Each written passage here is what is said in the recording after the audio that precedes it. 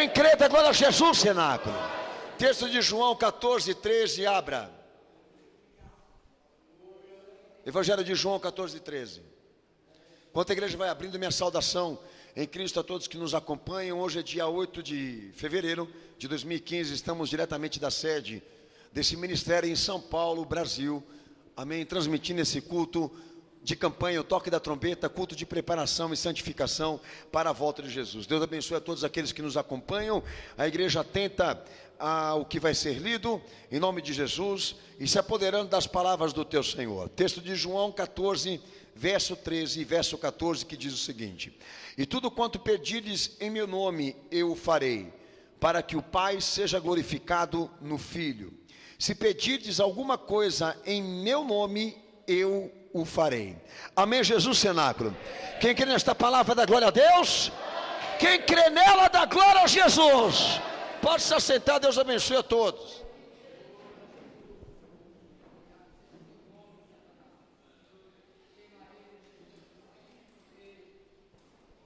Amém. Como todos perceberam aqui, o tema é oração. E o pastor, eu quero citar aqui aos amados irmãos o significado disso, porque no Evangelho, e o Evangelho no meio da tua Bíblia quer dizer Jesus trazendo ao conhecimento dos homens o plano da salvação de Deus e o que é mais importante da sua lei para que o homem cumpra. O Evangelho é isso, é o resumo da lei de Deus. Ou seja, o que é mais importante, que o homem obedeça e creia de tudo aquilo que Deus já ordenou na história da humanidade. Por mais que o significado do Evangelho seja boa notícia, também o conteúdo, a sua parte oral, a sua escrita, o seu ensino, a sua doutrina, também quer dizer isso. Aquilo que nós temos que aprender, aquilo que nós temos que viver, aquilo que nós temos que admitir em Cristo Jesus, sendo Ele uma nova aliança, ou seja, a renovação de tudo aquilo que o homem um dia acreditou ser de Deus. Jesus é o mais importante, a mais importante palavra, diríamos assim, do que está escrito em todo este livro que você chama de Bíblia Sagrada. Pois por intermédio da sua carne, da sua pessoa, da sua obra, do seu testemunho, o Pai ensinou aos homens aquilo que eles devem crer, admitir e obedecer. Então no Evangelho há muitas práticas e muitos exercícios importantíssimos para o homem se aproximar com Deus e também estabelecer uma comunhão com Ele. E a oração é uma das formas do crente manifestar os anseios e os desejos do seu coração, os seus propósitos com Deus, o seu interesse de participar não só dos privilégios, mas também das obrigações. Mas o pastor, eu quero deixar aqui uma coisa clara para os irmãos essa noite. Então, pastor Daniel, por que a palavra oração? Porque é a tradução legítima a ser dita. E por que não reza, pastor? Porque não condiz com a tradução original daquilo que está registrado no Evangelho, na Escritura concebida, recebida por texto original. Então qual a diferença entre oração e reza? É que a reza, ela dita uma cartilha, e a oração esboça espontaneamente o sentimento do coração. Então a oração, ela é sim uma fala espontânea do crente. A oração é literalmente o coração, o sentimento nosso falando com Deus. Já a reza é uma cartilha elaborada por uma igreja específica, endereçada aos fiéis com o seguinte temor: de que eles passem a orar espontaneamente e cheguem a descobertas com Deus que expõem, revelam essa igreja. Eu tenho para mim que o catolicismo tem um medo assustador de que as pessoas venham a orar, a buscar com os seus sentimentos e reais sentimentos, e no fim disso tudo, tenha a descoberta das coisas erradas que ela faz. Por isso, a reza, porque não só o fato de se dirigir a um santo canonizado por essa instituição, mas também o fato de o seguidor estar preso a uma norma que vai isolar completamente essa pessoa da manifestação pura, real, absoluta e presente de Deus. Então, além da oração ser uma palavra original traduzida, ela também quer dizer espontaneidade, ação espontânea, de um coração que agora está inclinado a querer se comunicar, a se aproximar com Deus, e nós temos esse privilégio aqui, não temos? Vê se há uma preocupação com o pastor dessa igreja de querer descer do altar e ouvir o que as pessoas estão orando. Vê se há filmadoras aqui, dentro dessa igreja, filmando o rosto de cada um que está aqui nesse culto aqui, para saber como ele se comporta, como é que ele faz, como ele se mexe, se está de olho fechado, se ele está de boca aberta, se ele está gesticulando-se naquele momento de culto. Tem igrejas que fazem isso para se promover, nós não temos gosto nenhum, até porque se a câmera mostrar alguns aqui, vai ser sexta-feira 13, mas a questão é que todos nós temos liberdade, meus amados irmãos, de manifestar o que está dentro do nosso coração, por mais que seja ridículo, por mais que seja antibíblico, por mais que não agrade a Deus, nós temos essa liberdade por constituição divina. E a oração, ela é uma das formas do homem manifestar essa liberdade, de trazer à tona os seus reais sentimentos, por mais que entristeçam Deus, por mais que não sejam incorretos. Agora é espúrio, é imoral, é antibíblico. Nós queremos usar este meio espontâneo como meio sistemático, do tipo, ler a oração modelo que Jesus deu à igreja no Evangelho. Ele deu ali para entendimento, mas não deu para ninguém ficar lendo 400 vezes como forma de penitência. Não vai fugir daquilo que os católicos fazem, porque a oração, o seu real significado é a verdadeira espontaneidade disso, o que nos leva a nossa motivação, as nossas razões, aquilo que nós sentimos, aquilo que nós pensamos, aquilo que nós não podemos esconder dele, que ele também conhece de nós, que ele também sabe de nós. E tome cuidado com a parte sistemática do que eu estou me referindo aqui. A oração não é uma mecânica, ela não pode ser uma obrigação, ela não pode ser uma exigência. A oração deve ser tratada como uma necessidade. É como um mudo, ele não pode se comunicar com as pessoas. Então imagine você, não podendo ter a licença de falar com Deus. Como seriam as coisas? Como o céu agiria com um homem aqui nessa terra, se ambos estão deslocados e separados entre si? Então a oração, ela é uma necessidade, mas nunca, jamais uma exigência, uma norma, uma doutrina. Porque a partir do momento que você não tiver com vontade de falar, para que então falar? Se você não tem vontade de dizer nada naquele momento, então por que você vai abrir a boca e encenar aqui hoje, por exemplo? Estou de saco cheio, quero meter porrada na cara de todo mundo, não quero olhar para a cara de ninguém. Todo mundo tem esse dia. Não, mas eles entram aqui na igreja aqui e querem mostrar para todo mundo que estão bem. É ridículo isso. É uma forma de penitência. E a oração não pode ser penitência na vida de ninguém. Assim como os católicos também pensam, como eles, quando eles confessam ao vigário, a primeira coisa que o vigário da sua arquidiocese diz para ele: vai lá e reza 30 Ave Maria, 50 Pai Nosso e 100 Padre Cícero. Eu não fui católico, então não posso dizer aos amados irmãos, não sei quantos rosários.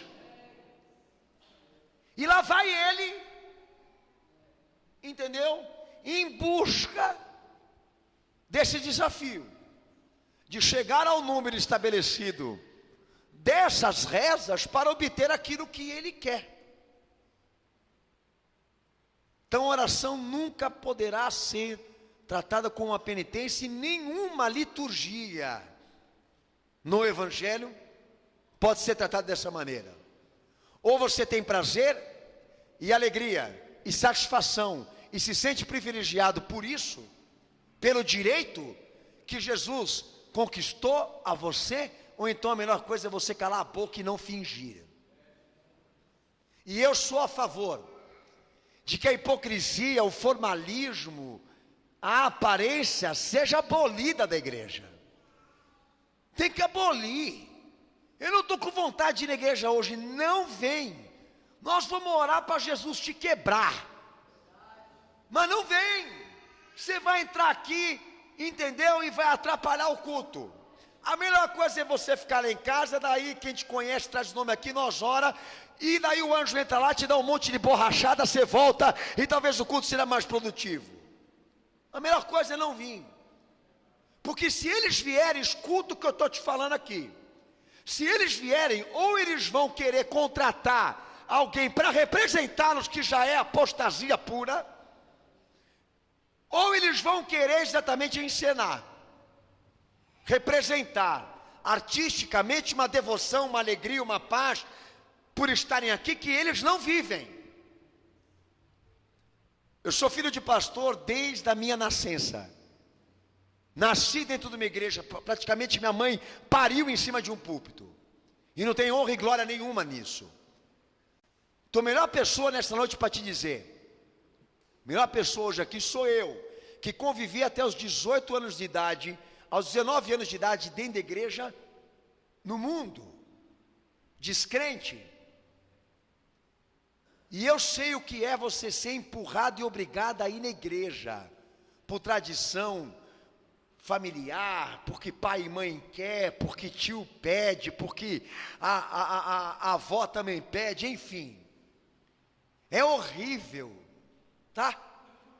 Uma pessoa vir na igreja porque ela quer fazer honra a homens, porque ela vai se encontrar com aquela pessoa lá. É um parque isso, é uma praça. Por que você não pede uma pipoca, não senta, entendeu? E não começa a discutir da vida aqui agora enquanto eu prego. É isso. Acabam o culto, eles conversam, eles fofocam, eles falam de tudo, eles falam dos que os jornais noticiaram. A igreja virou isso.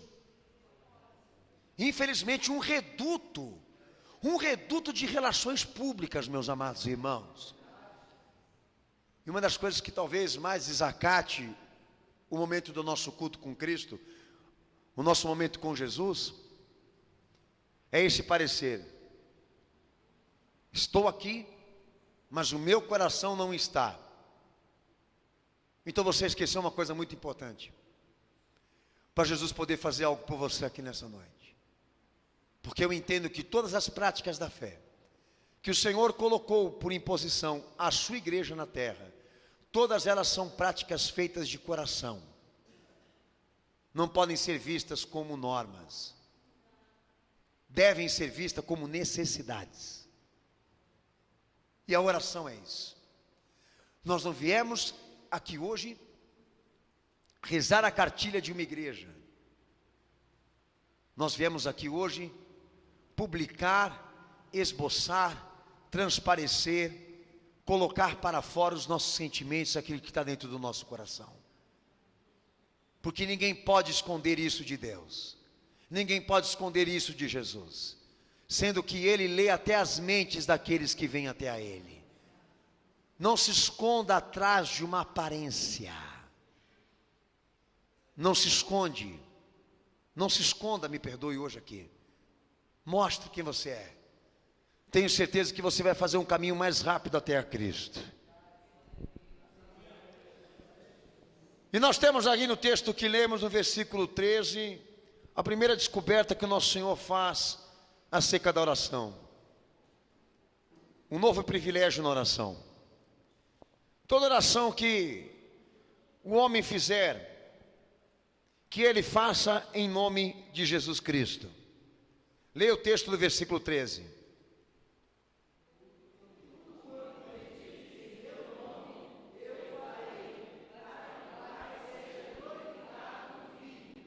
Amém? Amém. O que o Senhor está tratando aí? O que Jesus está falando aí? Ele está tratando sobre direito humano. Parece que está meio encoberto a questão, mas não está, porque o Evangelho trata profundamente por quem, ou por intermédio do que, foi dado a licença de podermos nos comunicar com o alto, com as alturas, com o céu.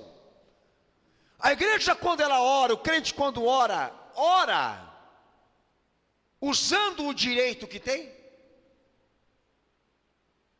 Quando Jesus, ele diz aí, quando você orar, quando você pedir alguma coisa para Deus, você peça em meu nome.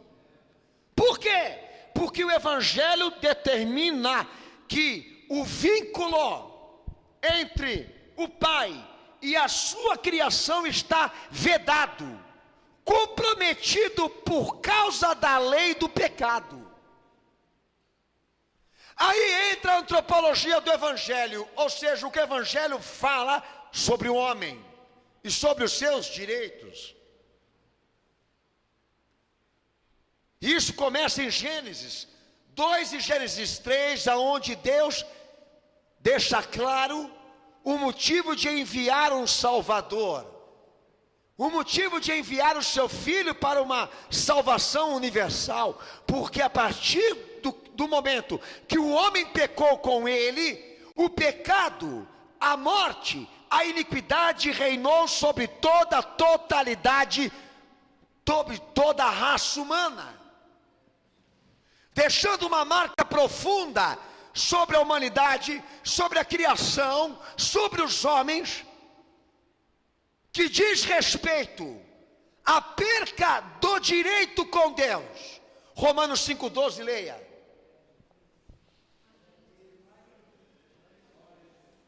Pode ler, Sinaco. Pode ler bem alto.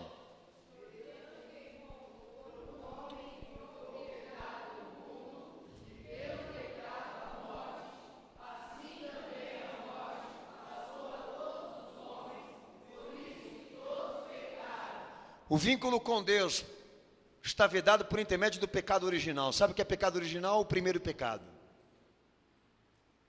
E qual foi a consequência dessa tragédia? É que o pecado e a morte que caiu sobre ele, caiu sobre toda a totalidade dos homens. Ninguém escapou. Todos estamos marcados com isso. Então, a partir do momento que o Evangelho diz, o motivo de Deus enviar o seu Filho para ser Salvador no mundo, quem se recusar a se sentar na cadeira do réu, do culpado, quem se recusar a assumir a sua natureza depravativa, iníqua, transgressora, marcada pelo pecado, ele está dizendo assim para o Evangelho: eu não preciso de um Salvador. Se você diz que você não tem pecado, Jesus veio em vão. O que ele sofreu é inútil, como também a existência de uma igreja agora. Porque um dos maiores motivos que nos liga com a cruz do Calvário, com a morte e a ressurreição do seu Filho único, do seu santo Filho, é o fato da nossa necessidade. A nossa necessidade está ligada integralmente com aquilo que aconteceu na cruz, porque todo direito humano perante Deus foi rompido e quebrado a partir do momento que o pecado entrou na história dos homens. Então nada do que você disser aqui, ou falar aqui, vai fazer alguma diferença para Deus. A diferença está no que você vai fazer com a fé. Quero deixar claro aos amados irmãos que há 3 direitos constitucionais do Estado para o homem, que o Evangelho não garante a ninguém aqui diretamente. o direito de se informar, o direito de se manifestar, o direito também de considerar. Pela Constituição do Estado, todos têm esse direito aqui, perante um júri, perante um tribunal, perante uma sentença. Mas diante do Evangelho, ninguém pode falar por si mesmo. Ninguém pode se dirigir a Deus em seu próprio nome. Porque o teu e o meu direito estão todos comprometidos, rompidos e confiscados por causa do pecado. E a licença de se comunicar, de falar com Deus diretamente, não existe por justiça própria de ninguém. Então Jesus, ele entra com o privilégio da oração. Ele entra na questão desse direito de orar, de falar com Deus e ele ouvir. Ele nos diz: quando você tiver esta intenção e for praticar, peça em meu nome, porque haverá uma mediação neste momento, feita por mim para que ele te ouça. Uma mediação feita por aquele que morreu no teu lugar e deu a justiça ao seu Pai para que ele te ouça. O teu direito de se manifestar, de se considerar, ou até então de se informar com Deus, foi dada pela fé. Foi dada na medida do quanto você ama, crê, obedece e confia em Jesus. E se Deus entender que isso é sincero e já está pronto aí na tua vida, o céu vai se abrir e vai te ouvir. Mas se você vier orando, clamando, em nome de alguém tão humano, físico e material como você, segundo o Evangelho, o céu não escuta, não ouve oração de terceiros. É uma coisa boa que todo mundo tem que estar aqui nessa noite aqui, hoje aqui, tem que pensar. O Evangelho está dizendo para você, é importantíssimo para você refletir. Quantas orações não estão sendo emperradas aí? Para todo mundo perceber que não é a oração de todo mundo que Deus ouve. Não é o clamor de todo mundo que Deus escuta. Não é porque a oração que o céu é obrigado a ouvir, até porque Isaías 1:15, Isaías 29:3 também diz que lá no Antigo Testamento o Senhor já não ouvia qualquer oração. O método dele já era barrar o que é inconveniente, por mais que seja feito em oração. E agora meu Senhor determina sobre aqueles que estão dispostos a buscar favores, privilégios, graça, salvação, redenção com Deus, de que eles entendam a questão da presença do direito humano à luz do Evangelho, para que realmente possam ter resposta daquilo que pedem, daquilo que oram, daquilo que clamam. Um direito que te foi confiscado e que só vai te ser devolvido por Deus a hora que Ele contemplar esta fé em Jesus no teu coração. Então, como todo mundo percebe, não é o fato da questão porque Deus não fala comigo, porque Deus não revela, porque Deus não me dá um sinal, porque Deus não se sensibiliza, porque Ele não se aproxima de mim. A questão não é a omissão e a falta da presença de Deus na vida do homem. A questão é que a humanidade não usa o meio que Ele deu. Não usa o meio que Ele estabeleceu. A licença que Ele pediu. E vai crescer a frustração, a decepção, como também vai crescer o teor da descrença com Deus, na medida que os anos se passam, na medida que a evolução chega a essa humanidade, a evolução científica a que me refiro. Por quê? Porque a cada dia mais os homens não respeitam, não obedecem às normas que Deus deu, que Ele estabeleceu para que as coisas do céu, as promessas do seu reino se manifestem sobre eles. E o que eu estou falando aqui, Cenáculo da Fé, é de respeito. Como segue João 15, 16, João 16, 26, João 15, versículo 7. Tudo que você for pedir ao Pai, você peça em nome de Jesus Cristo, pois aqui, na realidade do Evangelho, a justiça do homem não é elemento para Deus falar, não é elemento para Deus ouvir o clamor de ninguém. A aproximação de Deus com o homem, ela é mediada. Tem alguém no meio aí que precisa ser amado, respeitado, precisa ser querido, ouvido, precisa ser valorizado. Entre Deus e os homens, há alguém aí que é excelente, é poderoso, é ímpar, é singular, é algo fundamental, importante na vida do homem que não pode faltar. Não é a oração, é Jesus Cristo de Nazaré. Porque você pode orar, você pode clamar, mas se Ele não for o mediador da sua vida com Deus, de nada vale o teu clamor, os teus pedidos, nada vale o teu esforço religioso. Porque da oração de um pecador Ele não escuta, mas a oração do seu filho, como a sua intercessão, Ele ouvirá.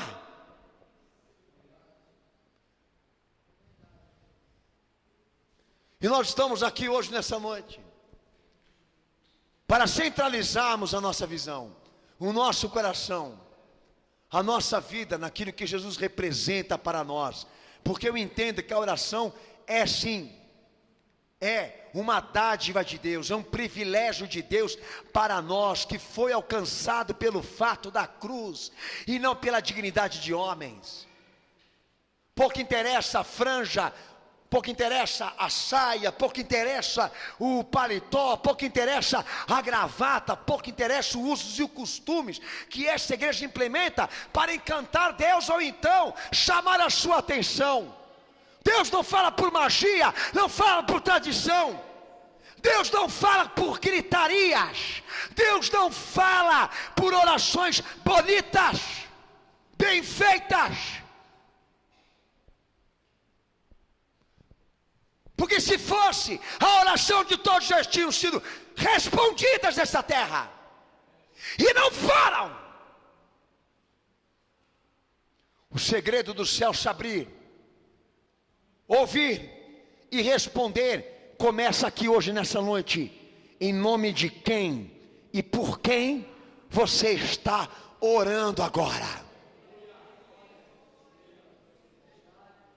Já pensou nisso? A igreja vive, aproveitando essa parte aqui, a igreja vive uma crise de identidade. Eu fico assustado quando eu vejo esses camaradas dizendo que são batizados na igreja evangélica. Em cada 100 palavras direcionadas ao assunto bíblico, 99 ele fala o nome de Deus, e com muita sorte ele fala o nome de Jesus. A igreja chegou num ponto tão corrupto, que ela tem medo de falar o nome de Jesus, para ser identificada, discriminada, ou então potencializada como sendo protestante. O povo tem medo de ser chamado de protestante, como se fosse um vírus, uma bactéria. Então eles ficam naquela coisinha de Deus para cá, Deus para lá. Deixa eu dizer uma coisa para você: há milhões de Deus na terra, os mais variados nomes que você pode imaginar, de divindades que são invocadas, cultuadas pelos homens dessa terra. De que Deus você está falando, amigo? Do Deus dos judeus, do Deus dos mormons, dos deuses daqueles que seguem Maomé, que seguem Buda, que são espíritas? Qual Deus que você se refere? A importância do evangelho na igreja. O Deus em que falamos aqui é o Deus que se fez pai, que se fez proprietário, que se fez colaborador, adjunto daquele que morreu na cruz do Calvário, aquele que doou o seu único filho pela minha salvação. e que determinou: quem ouvir Ele e amar Ele, me escuta e me ama também. Porque eu e o Filho somos um. Assim como o Filho também disse: eu e o Pai somos um. Porque tudo aquilo que eu vos falo, tudo aquilo que eu vos estou ensinando aqui agora, Ele me ensinou, Ele me deu. Então quem não vê o Filho, não vê o Pai. Quem não escuta o Filho, na realidade do Evangelho, está completamente separado do Pai. Que Deus te abençoe, irmão. Que Deus isso, que Deus aquilo, que Deus acolá. Mas o nome de Jesus ele tem medo de falar, porque senão ele incorpora o diabo. Para ser ecumênico, ele fica naquela, né, de Deus Jeová, Deus Jirê, Deus Rafá. E fica com essa brincadeirinha. Eu tenho um prazer imenso dizer em nome de Jesus. Eu tenho um prazer imenso em falar o nome do meu Senhor. Não é só nas minhas orações, não, é em todo momento, em todo lugar, em toda instância, em toda situação. Tenho prazer, porque eu sei que quando eu clamo por este nome, quando eu clamo pelo poder do seu sangue, quando eu chamo o fato da cruz para a minha vida, quando eu invoco o nome do Senhor, eu sei que o diabo não aguenta, eu sei que ele não suporta, eu sei que ele não consegue permanecer neste lugar, neste ambiente, aonde se invoca o nome de Jesus, aonde se chama por este nome. Porque este nome tem poder. E é capaz de você começar a falar do nome dele toda hora e se converter.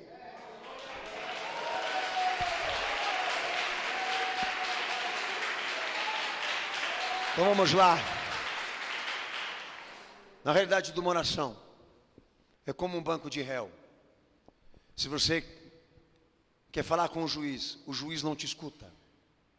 Então você vai para o mediador e sussurra no ouvido dele o que você quer que o juiz saiba de você, e ele fala por você.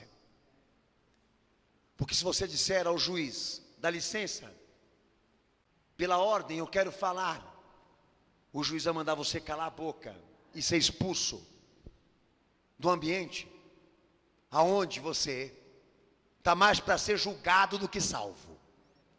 Então eu digo para aquele que me advoga, para aquele que intercede por mim, para aquele que pode me salvar, para aquele que pode falar as coisas corretas, perfeitas, e o juiz gostar, porque ambos se comunicam na linguagem do céu, na linguagem jurídica da fé.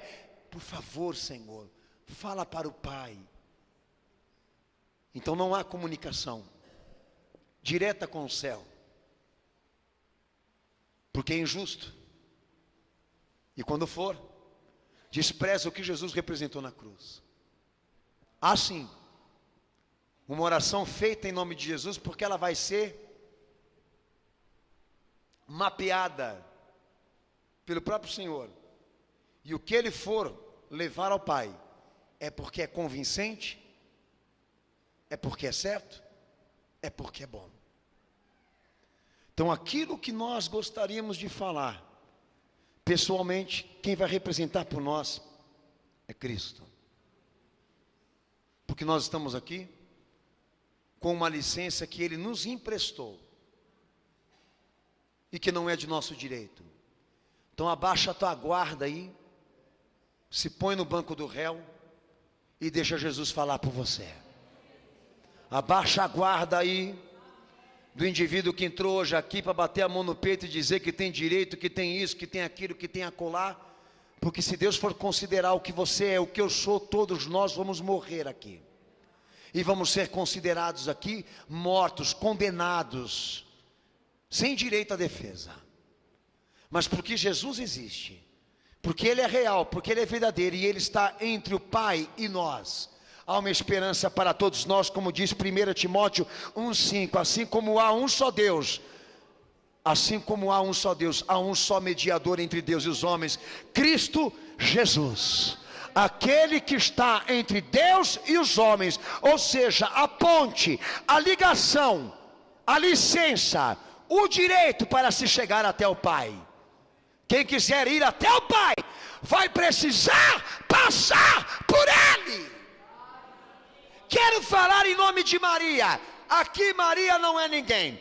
Quero falar em nome de Santo Antônio. Santo Antônio aqui não é ninguém. Em nome de Padre Cícero. Em nome de... Você tem mais inspiração que eu. Em nome de Valdomiro. Aqui nós não sabemos quem é ele. Em nome de Jesus Cristo. Esse nome nós conhecemos.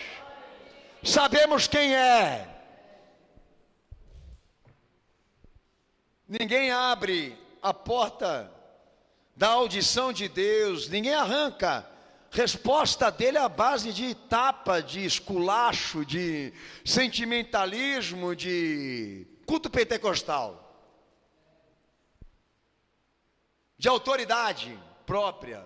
Eu sou, eu posso, eu tenho. O caminho é esse. A nova oração é um privilégio concedido pela justiça da fé. E quem quiser usar, use em nome de Jesus Cristo, porque Ele é a primeira pessoa da tua oração. E faça isso também quando as pessoas te perguntarem que religião você tem. Usem bem isso que eu estou pregando aqui agora. Diga, sou cristã ou crente em Jesus, porque vai ser mais digno para você do que falar sou evangélica. É dizer, sirvo a Jesus Cristo. Aleluia, meu Senhor. Glórias ao nome do meu santo Jesus.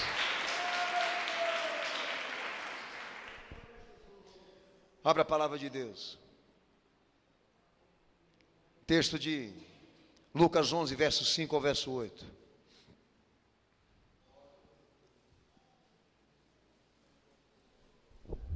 A doutrina da oração. É importante nós salientarmos aqui quais são as regras que o Senhor deu para que a igreja pratique esse privilégio de comunicação com o céu, em seu nome. E nós temos uma primeira solicitação feita pelo nosso Senhor, que existe sim orações importunas, como Lucas verso 11, verso 5, verso 8, meu Senhor fala doutrinariamente sobre essa oração. Existem orações que importunam, que incomodam Deus com súplicas e não é pecado. Olha para o teu irmão do lado e diz para ele, oração com súplicas que insiste, que chega a incomodar, não é pecado. Ninguém peca se incomodar, se insistir com tantas súplicas. Faça elas com liberdade. Amém? Quem tinha medo aqui de fazer insistência em seus pedidos, em seus clamores, de achar que você estava enchendo o saco do Pai, do Filho e do Espírito Santo? Levanta a mão bem alta aí e seja sincera. Eu acho que, sabe, eu não devo insistir tanto. Então você pode insistir porque é natural que a oração ela tenha essa extensão nas nossas vidas. E Deus gosta disso. O nosso Senhor adora ver a igreja insistente em coisas importantes. Como Mateus 7, versículo 7 ao 11. Ele também cita a questão de sermos persistentes. Ok? Os amados que estão aqui nessa noite, a importância de esclarecer isso. Deus nos deu uma licença por intermédio da concepção da cruz, por intermédio da justiça da fé, por intermédio da conquista de Cristo, pela sua morte e sua ressurreição, que nós precisamos saber usar da oração. E a oração importuna, incômoda, aquela que é persistente, e segundo o nosso Senhor, não é pecado, é natural, e Deus ama quem faz isso. Em Lucas 18, verso 10 ao verso 14, daí o nosso Senhor entra numa questão importantíssima sobre oração e sobre doutrina de oração. Que todos aqueles que forem se dirigir ao Pai em seu nome, façam isso de forma humilde e penitente. Lê o texto, capítulo 18, verso 10 ao verso 14, lê.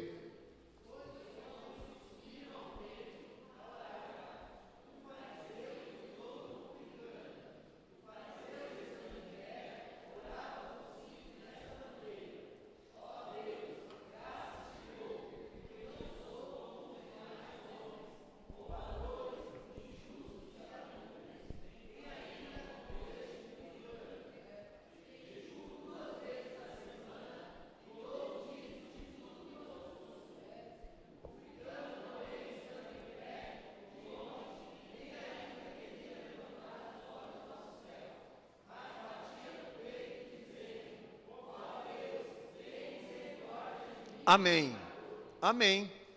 Isso aí é uma doutrina de oração. Você veio hoje se comunicar com Deus para estabelecer com Ele uma participação na sua salvação, por intermédio de inúmeros favores que Jesus conquistou na cruz, e é mais do que claro que conquistou por nós. Então, quando você vier orar em nome de Jesus, faça por juízo, pelo amor de Deus. Não diga para Deus o que você é de bom, mas fale para Ele o que Ele não vai poder falar por você. É uma coisa interessante a doutrina do Senhor em relação à oração. Não perca teu tempo bater na mão no teu peito e dizendo o que você faz de bom, até com a fé, mas use desse tempo para você falar o que você fez de ruim, péssimo, impróprio, porque você vai ganhar, orando assim, porque essa parte, Deus não vai poder falar nem por mim, nem por você, mas o que você é, Ele já sabe. Então você não pega teu tempo para ficar falando para Ele o que você é, que Ele já sabe, mas fala para Ele o que Ele precisa ouvir de você, de todos nós aqui. Então, oração autojustificativa é uma perca de tempo, segundo o nosso Senhor. O caminho da oração, feita pelo nome dEle, é construir com Deus uma comunhão, e a comunhão estabelecida com o Pai é a sinceridade, é a humildade, é a penitência, é a humilhação. Você não gosta de se humilhar? Você não vai orar então. Ó Senhor, me perdoa porque eu sou pecador. Nossa, mas isso é muito ruim para quem busca autoestima. Então procura um psicólogo. Agora, você quer entender de oração e resposta de oração? O caminho está sendo feito aqui. Há uma regra, há uma doutrina. Que a tua seja penitente e humilde.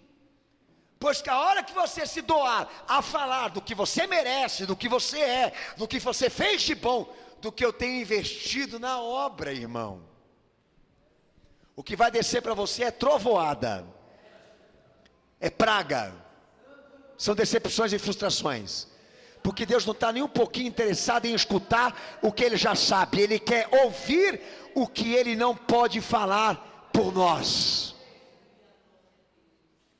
Então a oração melhor é aquela que começa com a penitência, batendo no peito e dizendo: sou miserável, e em nome de Jesus eu recorro agora a esta oração, pelo poder de Cristo, eu busco agora a tua presença, ó Pai Celestial, porque se não fosse Jesus, se não fosse Ele na minha vida, a palavra dEle sobre mim, eu não seria de forma alguma alcançado, admitido, eu não teria a tua atenção. Como que Deus gosta de ver o filho dEle sendo valorizado, e o que está lá embaixo, desprezado e humilhado. É assim que começa. Jesus, ele precisa ser engrandecido na oração que você faz, e a melhor forma disso é você sentar no teu lugar e ele sentar no dele. Se isso acontecer hoje aqui, por exemplo, nesse culto, haverão respostas de orações aqui, eu creio. Mas se o povo continuar com essa cabeça de jirico, entendeu? Acreditando que ele está aqui para reivindicar, para vir aqui em busca dos seus direitos, eu não mereço estar passando pelo que eu estou passando, já cansei de ouvir isso aqui. Sabe, pastor, eu não mereço. Quem tem que dizer isso é o Senhor e não você, ô capixaba. Quem tem que falar é Ele, não é você. Então o Senhor está tratando o caminho que faz Deus ouvir. Começa assim, de baixo para cima. Ok? Já na humilhação, no reconhecimento, na admissão de que você não tem mérito nenhum e nem merecimento nenhum de Deus falar com você. Por isso Jesus, por isso Ele, por isso a sua obra, por isso o seu nome, por isso a sua glória, porque eu recorro ao poder da fé agora e não ao meu direito próprio. Sou pecador, sou miserável, enquanto lá da frente batia a mão no peito e dizia: eu sou bom, eu sou 10, né? Eu fiz, eu criei, eu conquistei, eu alcancei. Não vai ter resposta para ele não. Está claro aqui?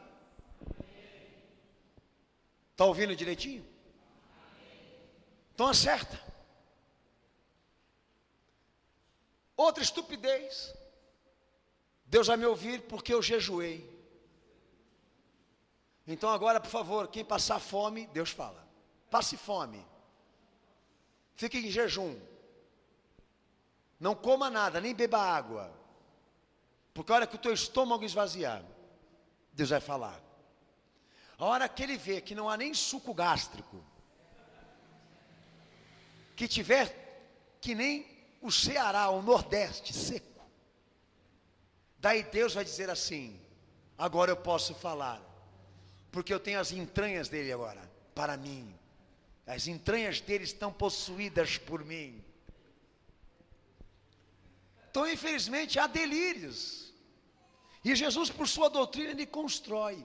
Você pode importunar, pode persistir, mas seja humilde e penitente toda vez que você for orar em meu nome, para que Deus te ouça. Não bata a mão no peito, não diga que você fez alguma coisa por merecer, porque do céu vai descer tijolo na tua cabeça. Mateus 18, verso 21 ao verso 35, também admite a oração que é feita com caridade. Mas lá em Mateus 6, versículo 5, também fala de uma outra importância, que eu quero que a igreja leia, porque eu quero expor aqui. Quanto à questão da caridade, se prega demais já isso. Mas os amados também precisam, obviamente, reconhecer que o nosso Senhor colocou na fórmula da oração, orarmos sempre, amém, pelo próximo e também pelas suas necessidades. Mas Mateus 6,5 fala isso aí, pode ler.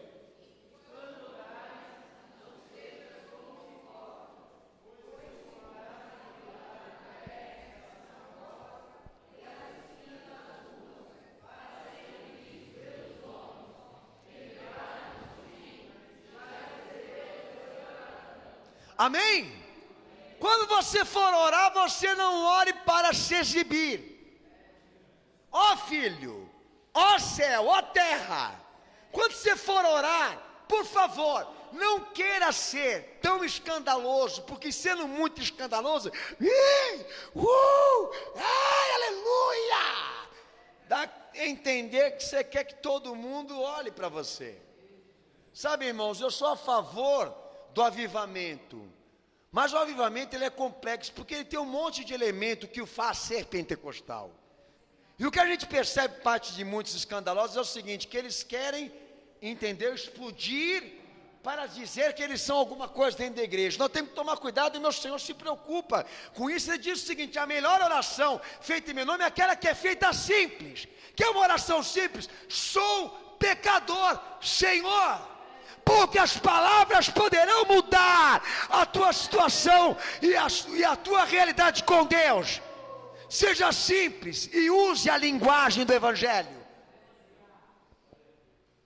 E não faça como eles, que quando você vem à procura se comunicar com o céu por intermédio de uma oração, você queira fazer na frente dos outros para que todos te vejam. E isso acaba te promovendo, não é? Faça a tua petição sem se exibir. Nós pecamos com isso. Nós podemos transgredir com isso.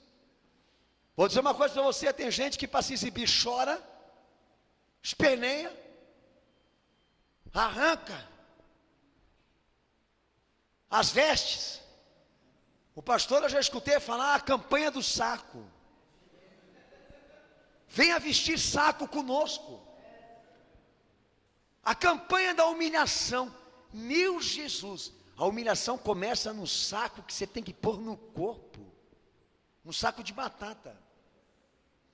Teve uma campanha dessa uma vez que a pastora, eu fui lá para a rádio e falei: pelo amor de Deus, gente, quer virar batata? Fica à vontade. Quer virar um saco de cebola? Fica à vontade. Mas achar que porque você pôs um saco no corpo ao invés da tua roupa, chegou na igreja, jogou terra do cemitério em cima da cabeça, Deus vai ter que falar com você, Deus vai ter que te ouvir, que esse é o caminho da tua humilhação. Amigo, pelo amor de Deus, vai se converter, vai entender do Evangelho. A oração ela é feita com o coração, ela não é feita pela imposição da aparência. Nós entendemos o seguinte: se você já entrou aqui para se exibir por intermédio das práticas do Evangelho nesse culto, Deus já sabe, está tudo estragado e comprometido, e nada diante daquilo que você está fazendo aqui agora. Quando você quiser que Deus te ouça, o melhor lugar para você é a porta do teu quarto fechada, ele e você, faça em secreto, para que ninguém te veja, e fique claro para o céu, que você não está querendo se promover. Aleluia, Senhor.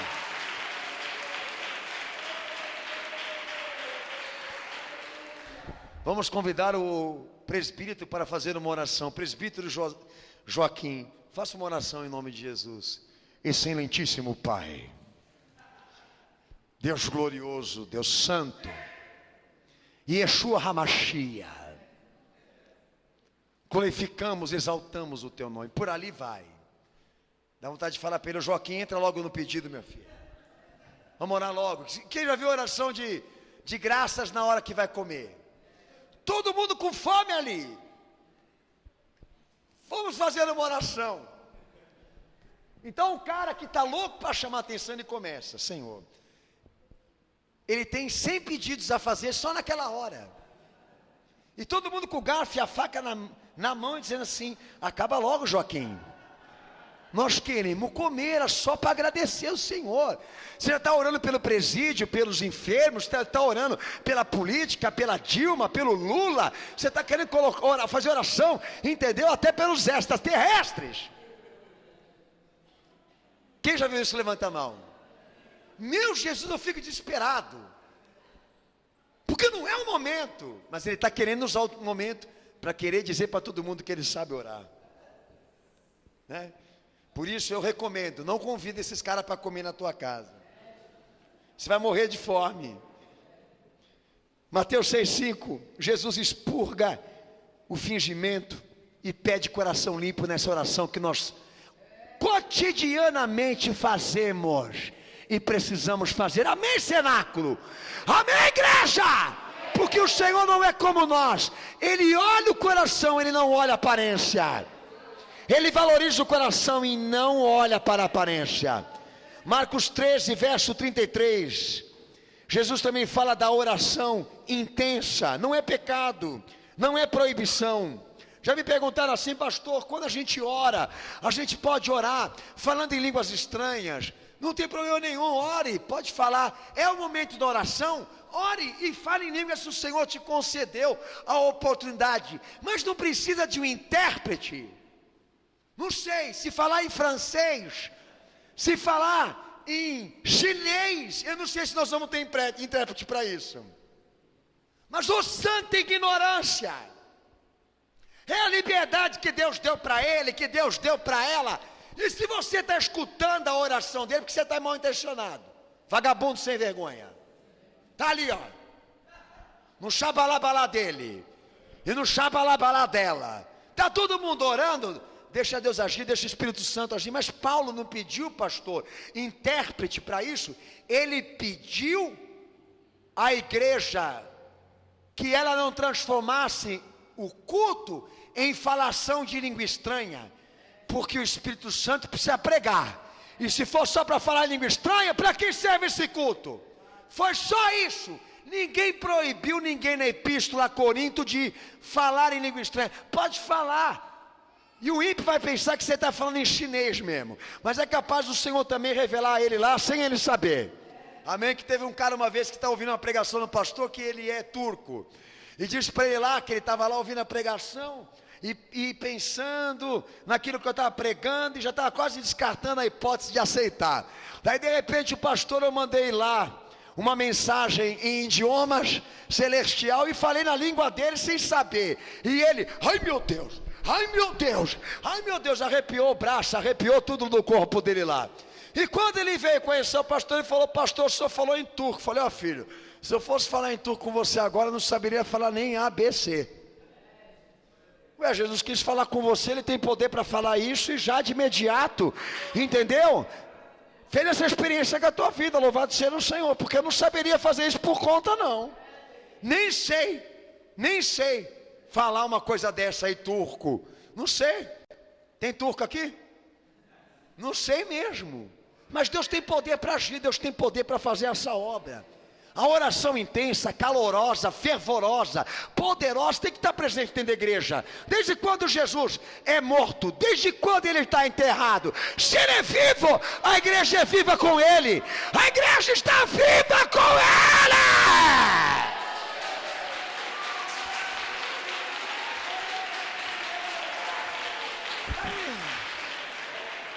Pastor, por que o povo tem que orar alto? Porque Deus é surdo? Não, porque você é. E nós estamos testando a tua audição. Eu gosto daquelas oração, ele fala assim, nas igrejas desse jeito, irmãos, vamos abaixar a cabeça, só eu oro, Senhor. Deus querido, Deus glorioso, oração da concordância. É muito sistema, é muito bafo. Pastor, eu já gosto de liberdade. Espírito Santo também. Se o cara não souber orar, piorou para ele, porque ele vai ficar no meio daquela gritaria, o cara vai ficar meio grogue, meio tenso, entendeu? Já é para testar ele também. Ele vai ficar meio zonzo, vai ficar meio biruta, entendeu? Mas já é para falar para o cara, olha, você está na igreja de crente, e Jesus vai falar com você. Nós aqui não temos medo de professar esse nome, de gritar este nome, de clamar este nome, entendeu? Porque esses caras aí que gostam de orar para dentro, para mim eles têm vergonha de orar. Porque se ele for orar alto, filho, vai sair o nome do Chico Xavier, vai sair o nome da Maria Aparecida, entendeu? Então ele fica assim, que nem Twitter. Já viu já quando dá dificuldade de frequência?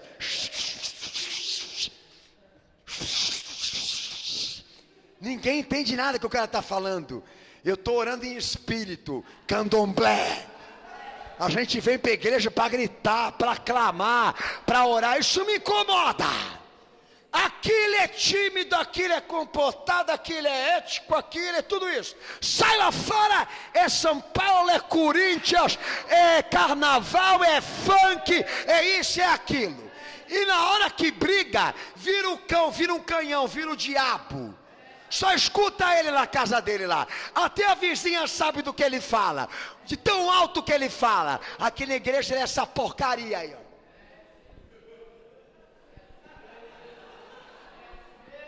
Vai, bicho torcido. Lacraia. Já sabemos identificar essas coisas aí já. A oração é sim intensa. É poderosa. Para o cristão fiel, o céu se abre, Deus opera, é anjo que desce, é anjo que sobe, é a glória de Deus no meio do seu povo, é o Espírito falando, revelando, dando sinais, dando visões, e os que estão lá fora deveriam cair na calçada. É que nem o culto aqui, o cara saiu lá do meio da praça lá, e veio pegar o obreiro e falou, vocês não vão chamar o bombeiro? O obreiro falou, nossa, mas bombeiro para quê? O culto está operando aí, filho. Você não está vendo a fumaça aí dentro da igreja? É isso o cenáculo. Quem passa lá fora pode xingar, pode gritar, até gozar, mas vai ficar marcado. E se o Senhor quiser trazer ele, vai trazer também. Porque a oração foi feita para ser ouvida até por aqueles que não são crentes, que não são da fé. Está com vergonha do teu Senhor, é? Está com vergonha do teu Senhor, ou Twitter? Zé Twitter. Marcos 11, 24. A oração importuna, persistente, humilde, penitente, caridosa, simples,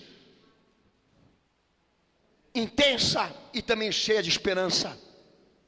Marcos 11, 24. Lê o texto.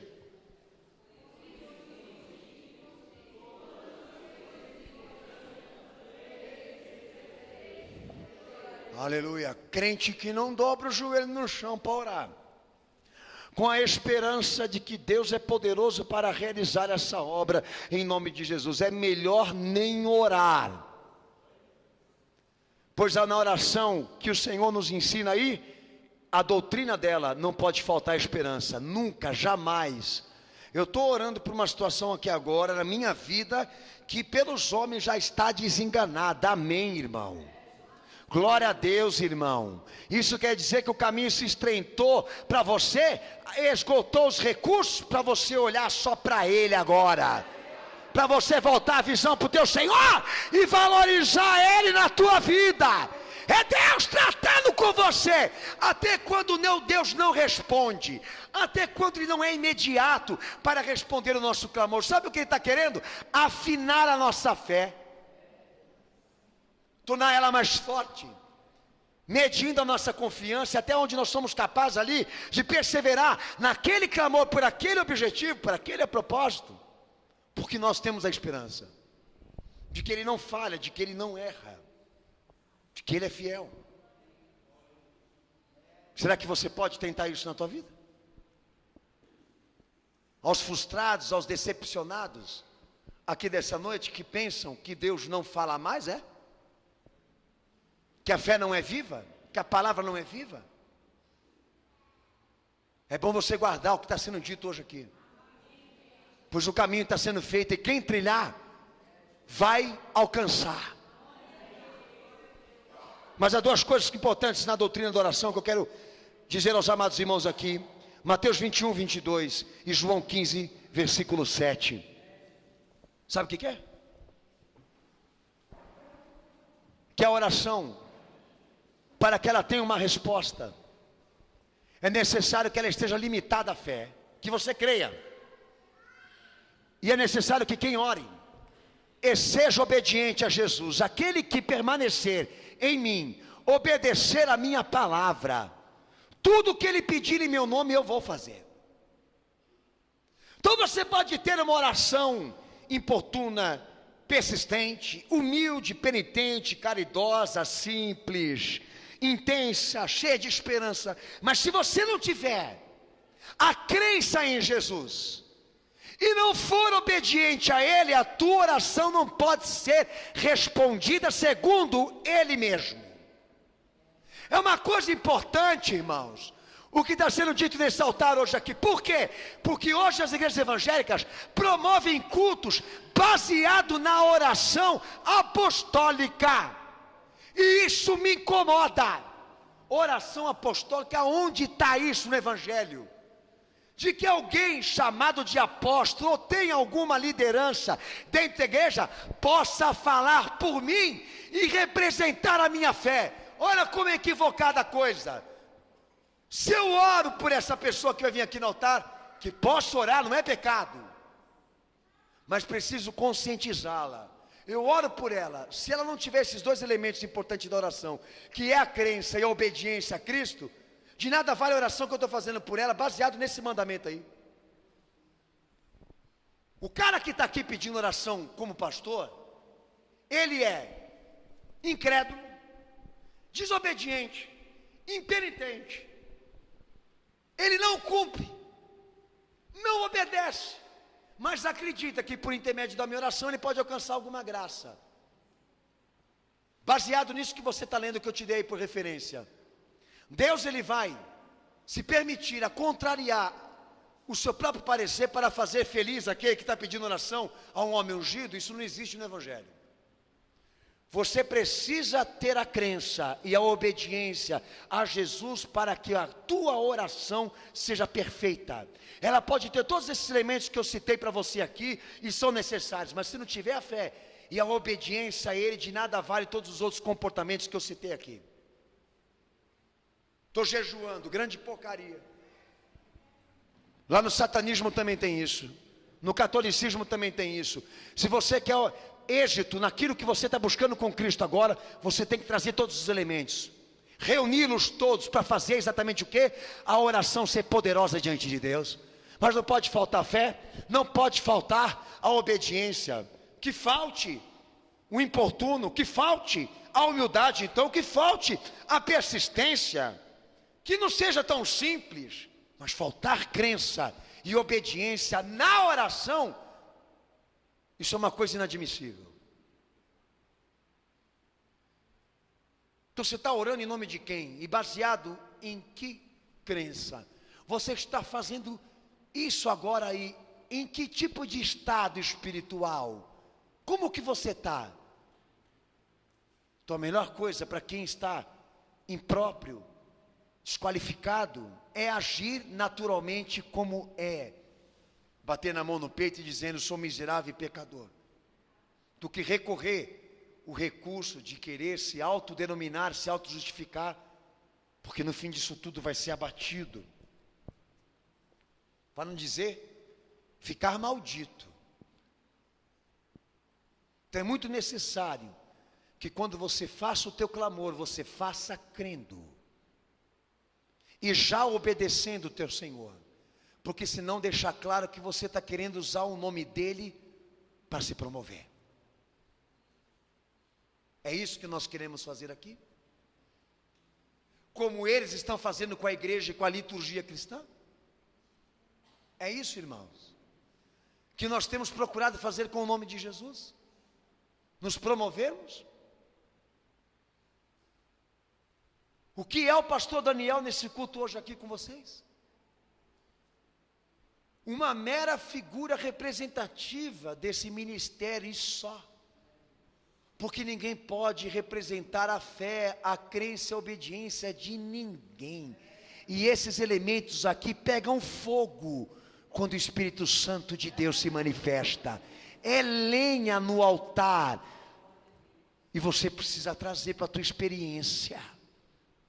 Porque pode ser isso o motivo da tua frustração, da tua decepção, o motivo de você não estar bem, de você buscar e não alcançar nossos objetivos. O Senhor, ele diz o seguinte, em João 14, verso 13 ainda: você peça em meu nome, vou fazer. Porque o objetivo é que o Pai seja glorificado no Filho. Diga: o Pai seja glorificado no Filho. Repete. Amém. Objetivos de oração. Bom, eu vou orar agora, mas não sei o que falar, não sei o que dizer. Para o crente isso não é problema, tá? Porque o objetivo dele é orar. É porque ele quer fazer com que o Pai seja glorificado no Filho. Ou seja, os motivos pelo qual ele vai orar agora são todos eles baseados no Evangelho. Entendeu? Todos os motivos pelo qual ele agora vai orar, todos eles são baseados no Evangelho. Então nosso Senhor começa em Mateus 5,44 dizendo o seguinte: ore pelos teus inimigos. Lá em Mateus 6,11 ele também recomenda: peça o pão de cada dia. Pão de cada dia, pastor Daniel, o que é isso? Porque na fé evangélica se entende que aqui só se lucra, só se ganha, só se sobrevive se Deus conceder a graça. Não é pelo teu nível profissional, nem pelo teu nível intelectual, nem pelo teu nível econômico que você vai alcançar o pão de cada dia. Entende-se que, além de nós sermos obrigados a agradecer a Deus pelo prato de comida, todo dia, pelas graças concedidas diariamente, nós temos que reconhecer que aquilo ali não estaria lá, se Ele não tivesse concedido graça. Será que você já reconheceu algum dia na tua vida isso? Toma cuidado antes de responder.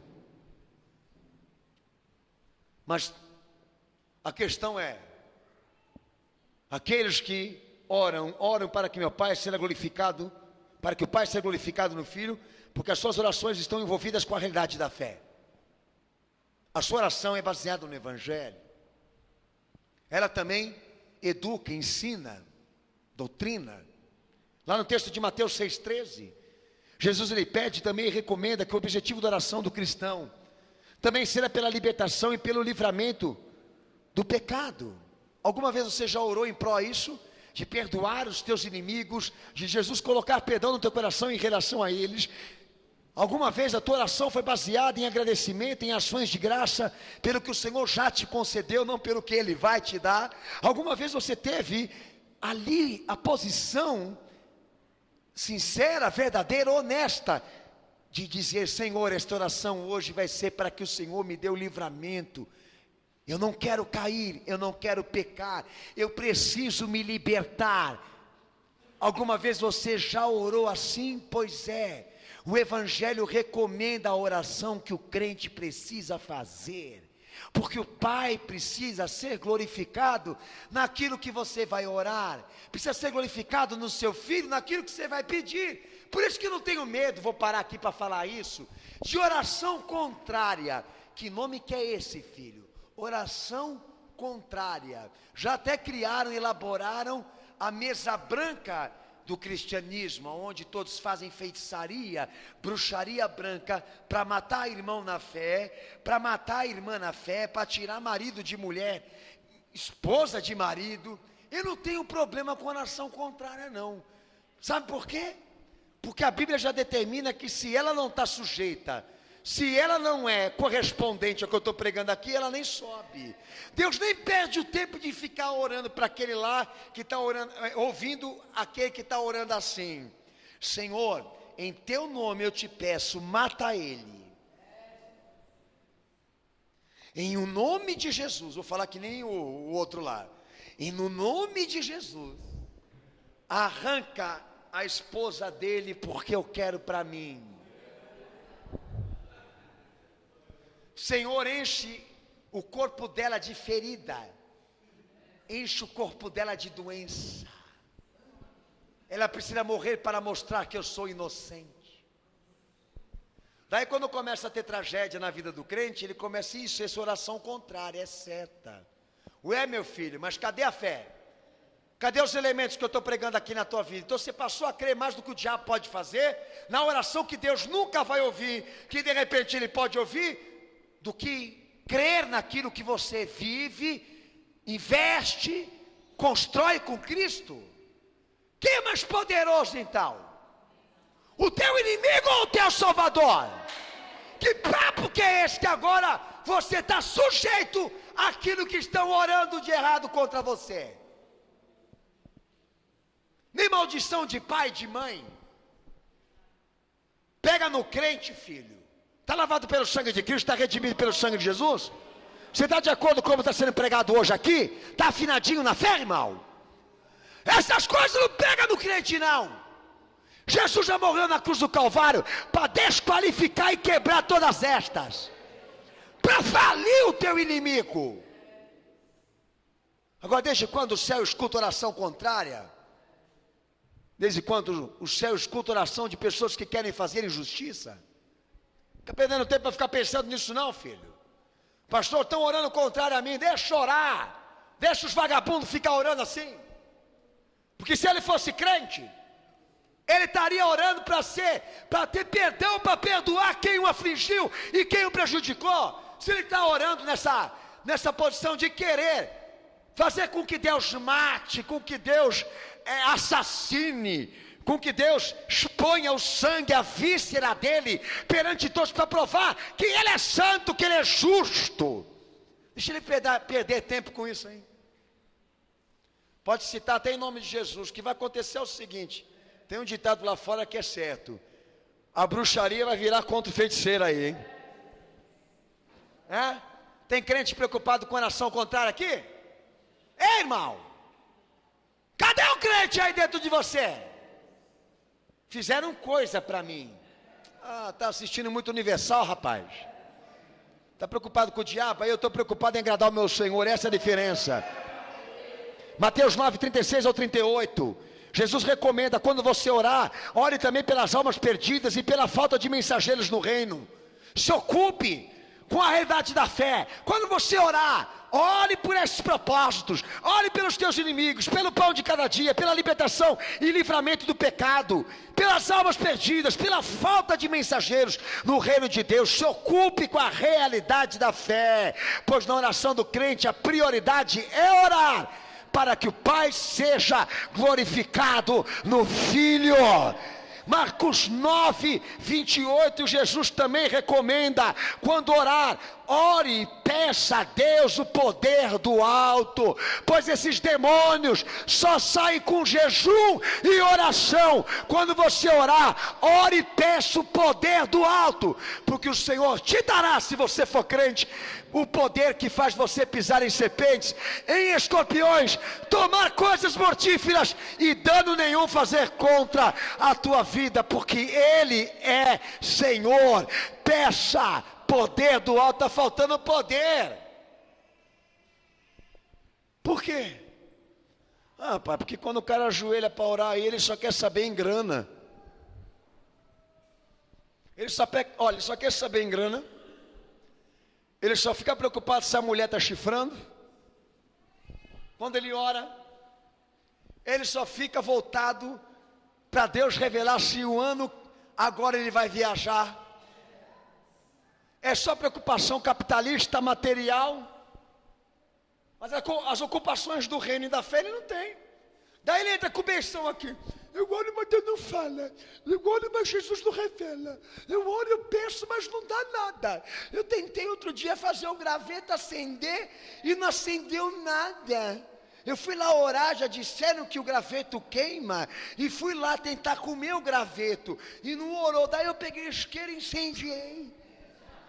Para não sair de lá tão oprimido e triste. Fiz uma fogueirinha lá, aritana, indígena, pulei, dança com lobos e fui para casa, mas não aconteceu nada, não deu fenômeno.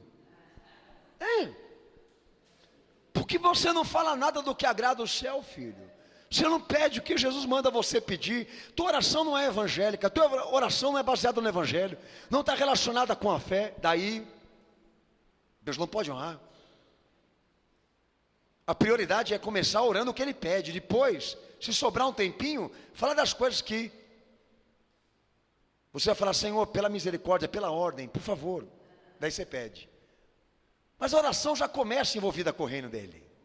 É isso que Jesus está falando aqui. E até em Lucas 11:13 ele chega a dizer que até a dispensação do Espírito Santo sobre a vida do cristão é baseada no pedido que ele faz, na oração que ele faz, no clamor, na busca que ele tem. Amém ou não? Amém. Obviamente não desistindo e não esquecendo da santidade. Mas o Espírito Santo ele não entra, ele não desce, ele não incorpora, ele não entra na vida de um cristão se não for feita por oração. É feita por oração, Senhor? Sim. O batismo de Jesus com fogo e com o Espírito Santo é feita debaixo da oração. Quem não busca, quem não clama, não tem. Mas por que ele não tem? Porque toda hora que ele entra na licença que Jesus ganhou na cruz do Calvário para orar, ele usurpa, ele tira para poder falar de coisas que não correspondem à fé, o evangelho e o reino e não são prioridades. Eu lembro uma vez, irmãos, que o pastor, eu lembro até hoje que eu era criança. O pastor, eu via todas as crianças terem aquelas pranchas de... Meu pai e minha mãe me levou na praia, aquelas pranchas de isopor. E eu pedia para o meu pai não tinha dinheiro, ele falava: não posso pagar, não posso comprar, e sempre não, e ouvindo não. Daí por falta de sorte, eu fui castigado, não lembro qual besteira que eu fiz lá, ele me deixou trancado no quarto. E eu fiquei lá dentro, ouvindo as crianças brincar lá fora, e eu falei: o que eu vou fazer aqui enquanto o castigo não vence? E eu escutei o Senhor dizer assim para mim assim: por que você não ora? Eu falei: é verdade, por que eu não oro? Eu vou orar. E era criança, eu tinha uns 4, 5 anos de idade. E comecei a orar. E no meio da oração, eu disse assim: Senhor, eu quero aquela coisinha da loja lá que meu pai fala que não tem dinheiro para comprar. E se o Senhor está ouvindo a minha oração mesmo, se eu estou nesse momento conectado com o céu, eu quero essa prova amanhã, que a primeira palavra que ele vai falar para mim é: vai comprar. E não é que aconteceu mesmo? Entendeu? O escorpião saiu do bolso e saiu uma nota de lá pelo milagre de Jesus. Mas isso marcou tanto a vida daquela criança de 4 anos que eu nunca esqueci. Se ele fala para pedir, é para você pedir. Mas existem recomendações e prioridades que nós temos que usar isso como elemento de oração. Porque senão, se começar a utilizar aquilo só para o meu bem próprio, fica mais do que óbvio que eu estou querendo o quê? Estou querendo me aproveitar. E você pensa que o Jesus não sabe quem são esses aproveitadores hoje aqui? E os caras que deixam só para orar na última hora? E aqueles que na hora do pá, do quebra, da última instância, entendeu? Quando o batimento cardíaco está chegando ao fim, daí ele resolve orar. Daí faça o juízo do que o diabo falou para aquele judeu que quis orar como igreja. Satanás, em nome de Paulo, de Jesus, eu te repreendo agora. E o diabo falou: eu conheço Paulo, eu conheço Jesus, mas você, eu não sei quem é. Daí ele chega lá: Senhor, quem é você? Da onde você vem? Quem é teu dono ou mula? Chegou aqui agora, de repente, quer que Deus faça tudo numa hora, numa instância. Não subestimemos a força que isso tem. Uma vida, uma caminhada, uma comunhão com Cristo, faz com que as orações dessa igreja e de todos aqui não sejam falhas, mas sejam poderosas. Porque Deus precisa ser glorificado até naquilo que você pede, naquilo que você ora, por mais simples que seja. Ele pode alimentar a fé de uma criança com isso, pode alimentar a fé de quem Ele quiser, mas Ele precisa ser glorificado no seu filho. Você tem feito isso, irmão? Um exemplo aqui: você tem orado para o teu marido ou tua esposa se converter? É mais fácil você orar para Deus levar. Só não tem coragem para pedir, mas fica lá dentro lá. Fica imaginando e sonhando poder ter licença para pegar o mais novo.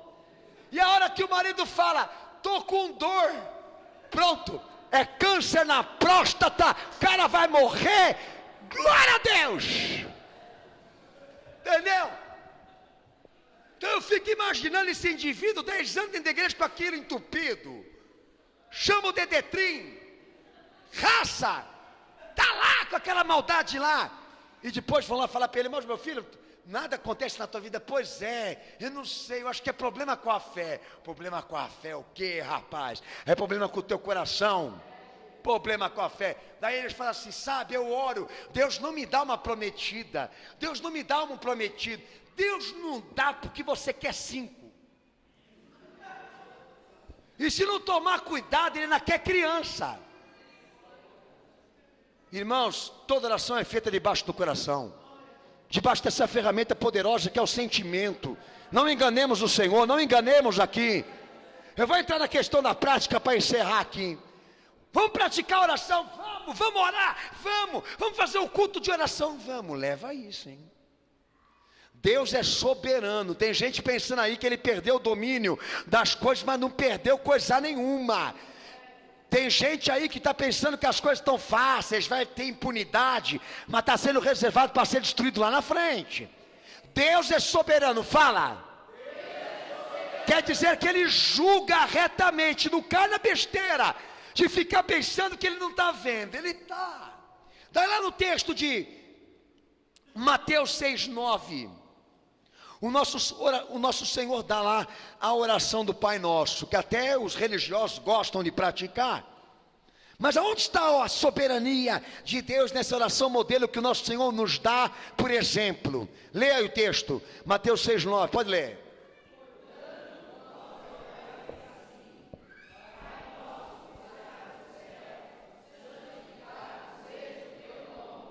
Vai. Isso. Vai.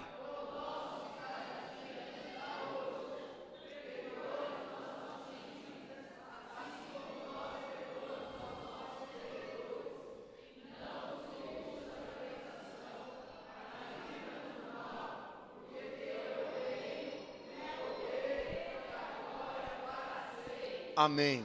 Eu quero encerrar essa pregação entendendo esse texto aí. Um dia chegaram para mim e disseram assim para mim: pastor, novo convertido, eu devo orar, enquanto eu não aprendo a orar, pastor, eu devo orar repetidamente a oração modelo. Eu disse assim: não faça isso. Ela não foi dada para ser repetida. Por isso que essa igreja, em respeito, não faz divisa completa desse texto. Em respeito, porque o propósito disso daí não é repetir, é entender e compreender a base da oração. que essa pregação poderia ter sido entendida só com esse texto aqui. As 3 primeiras petições que Jesus faz se referem a quem? Ao nome, ao reino e à vontade de Deus. A minha oração obrigatoriamente tem que dar a Deus a soberania, prioridade, e isso é respeito. E o Senhor exerce aí, não é para você repetir, é para você fazer isso quando você for orar. Você tem feito isso?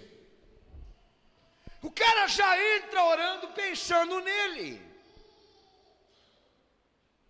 Em oração, meu Senhor, quando estava em aflição, em situação difícil, que iria morrer por nós, o que ele orou? Ele disse: Pai, será feita a tua vontade, mas se possível passa de mim esse cálice. Você acha que ele estava ali falando aquela palavra na oração somente pela sua dor? Não, ele estava também deixando o exemplo e o mesmo testemunho para que quando essa igreja vivesse sofrimentos por causa da fé, orasse também dessa maneira.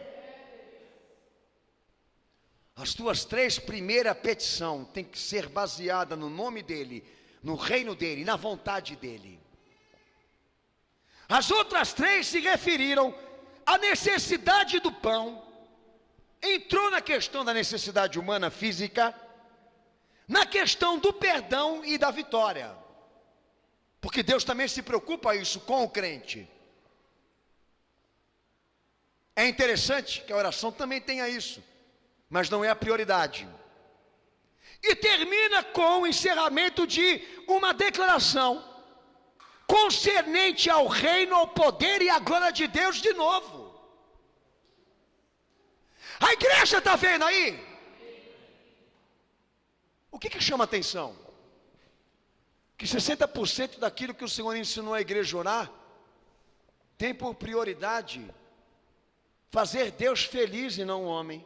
Porque se ele se alegrar, se ele se realizar pelo que nós somos, e a oração está pedindo isso, as nossas partes físicas e humanas também serão abençoadas por ele. Irmãos, oração que não prioriza o nome, o reino, a glória, a soberania, que não prioriza buscar esse estado, essa vontade, esse testemunho, porque é o que está pedindo aí. Não tem as outras partes.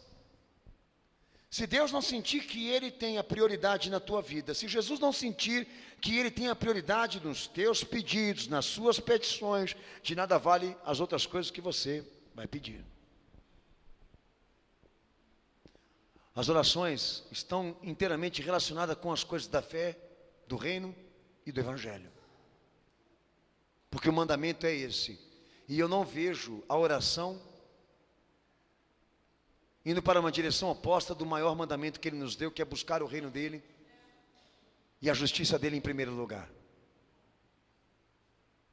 Eu tenho certeza no que eu vou falar aqui para encerrar, que grande parte das pessoas que ouviram essa pregação hoje aqui precisam consertar o seu comportamento e a sua forma e a sua maneira de se dirigir em oração. Eu não vim trazer essa pregação por palestra. É um recado do Senhor para você, que anda reclamando que Deus não fala, Deus não responde, Jesus não tem me dado atenção quando eu oro. Não é pela ineficiência da fé, mas por você não valorizar o que ela te ensina. Talvez seja isso. Eu não quero falar por todos aqui, mas eu sei que quem começa orando em nome de Jesus, que seja baseado na sua própria necessidade, no seu sofrimento, ou até mesmo, como eu disse aqui, na sua autojustificativa, mediante os problemas que também está passando, a melhor coisa é não ter orado. Porque aquele que for em oração em nome de Cristo, ele precisa se preocupar que em nome de Jesus há uma doutrina para ser ensinada, como assimilada, para sabermos orar. Essa prática não é e não pode ser feita por qualquer um, pois tem objetivos, tem propósitos que precisam ser entendidos e compreendidos, e como todo mundo percebeu, é um direito que nem todos têm, por causa da ausência da fé, e também por causa da ausência da compreensão de como se comunicar e se falar com Deus. Nessa noite aqui, pessoas querendo elaborar uma tese contra Deus de que a fé abriu falência. E eu quero repreender no poder do sangue de Jesus esses demônios que estão operantes aí nas partes da tua vida, que tornam o evangelho do meu Senhor vergonha. O meu Senhor não falha, o meu Senhor não erra, o meu Senhor não é ausente nos problemas e na dificuldade daqueles que o servem. Quem dera este mundo soubesse o quanto Ele é perfeito, o quanto Ele é vivo, o quanto Ele é poderoso. Quem dera que muitos soubessem o quanto Ele fala com a igreja dEle, o quanto Ele é poderoso para revelar a sua palavra. O problema é que você precisa ter um caminho definido nessa prática, como muitas outras, em respeito ao que Ele ensina, o que Ele te pede, porque até as coisas que nós não pedimos, se você obedecer aquilo que foi pregado hoje aqui, se o Pai é glorificado no seu Filho pelo que você ora, se Ele é soberano diante daquilo que você pede, se o que você pede em nome do Filho dEle, se você é um crente naquilo que você ora sinceramente, quem tem a perder para mim é o diabo. Quem tem a perder hoje aqui é Satanás. E o teu pavio está apagado, irmão. E não fumega.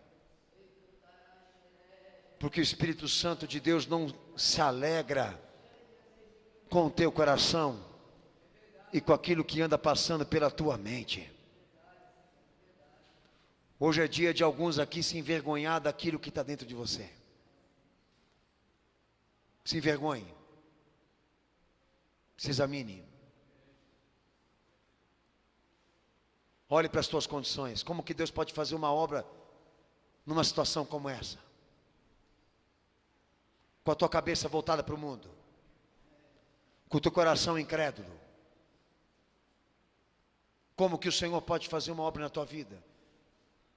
Se nem ao menos você tem um objetivo, um propósito, alguma coisa consistente para pedir a Ele. Chega aqui de qualquer jeito, entra aqui de qualquer jeito. Como é que Deus pode fazer alguma coisa? É hora de mudar esse cenário, esse quadro vergonhoso que alguns estão representando aqui. É hora de dar aí um salto nessa situação e assumir. Quem abriu falência é você. Quem abriu falência é o teu coração. Ele não bate mais por Jesus. Está morto pelas coisas do céu, desinteressado pelo reino. Como que Jesus pode fazer alguma coisa por você? Daí você vem ao pastor para ele orar por você.